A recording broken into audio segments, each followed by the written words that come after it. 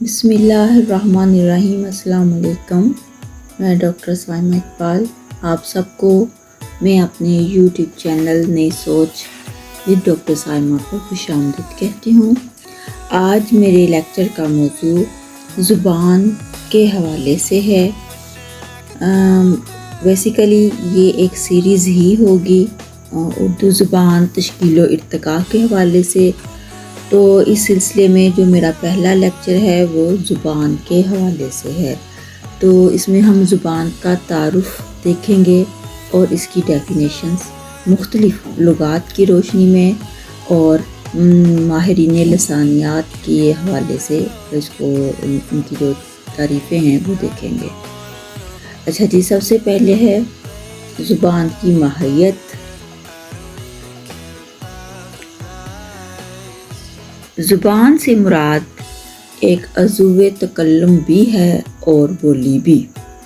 انسان کے منہ میں 32 دانتوں کے درمیان گوشت کے ٹکڑے کو جو بولنے کا آلہ ہے، عربی میں لسان، فارسی اور اردو میں زبان، انگریزی میں ٹنگ، ہندی اور پنجابی میں جیب کہتے ہیں۔ لیکن یہاں ہماری مراد محض ایک پارہ گوشت سے نہیں بلکہ لسانی زاویہ نگاہ سے زبان سے مراد وہ الفاظ و کلمات ہیں جو کوئی فرد اپنے منہ سے ادا کرتا ہے۔ ماہرین لسانیات اور لغت نگاروں نے زبان کی مختلف تعریفیں کی ہیں۔ تو سب سے پہلی تعریف نور اللغات کے مطابق جیب، بول چال، روزمرہ وہ بولی جس کے ذریعے انسان اپنے دل کی بات ظاہر کر سکے۔ فرہنگ تلفظ، زبان منہ کے اندر ذائقہ چکھنے اور بولنے میں حرکت کرنے والا عضو۔ جیب، بولی، لسان، محاورہ، قول، اقرار، کسی طبقے کا مخصوص محاورہ۔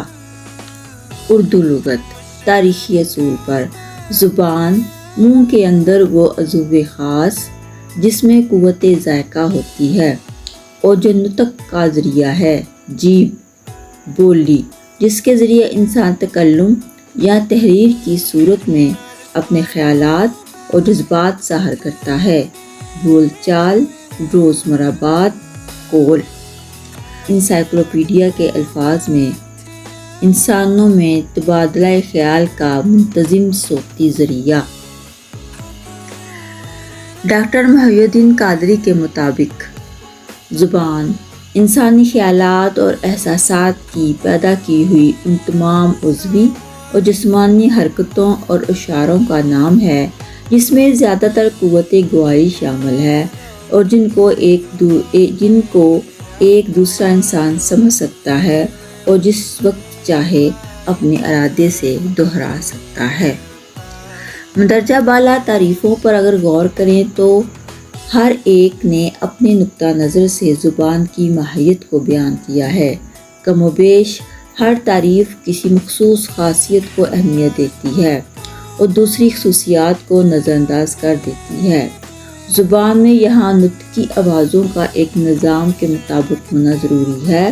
نطقی سے نطق اور نطق سے مراد ہے زبان یعنی بولنا۔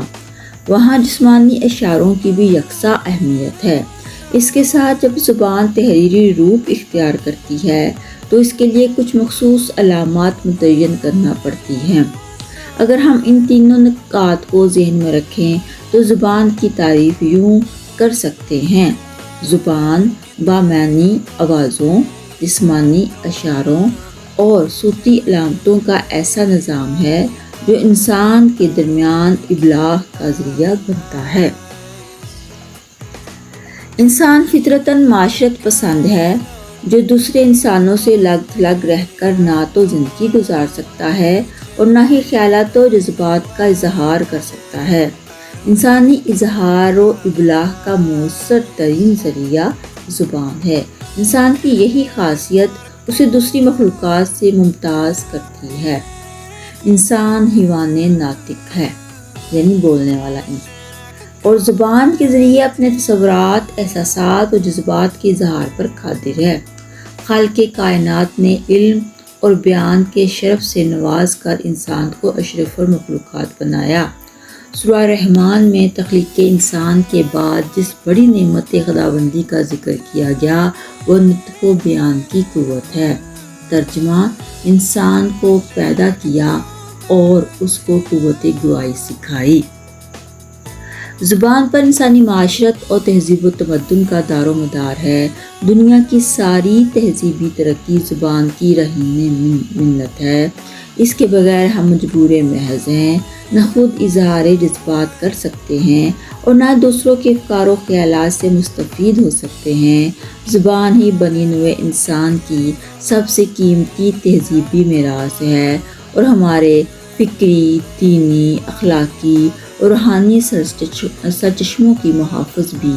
زبان شعور انسانی کو مہمیز کرتی ہے۔ فکر کی ترسیل کا واحد ذریعہ بھی زبان ہی ہے۔ زبان کے ذریعے ہم اپنے افکار و خیالات اپنی معاصر اور آئندہ نسلوں تک پہنچاتے ہیں۔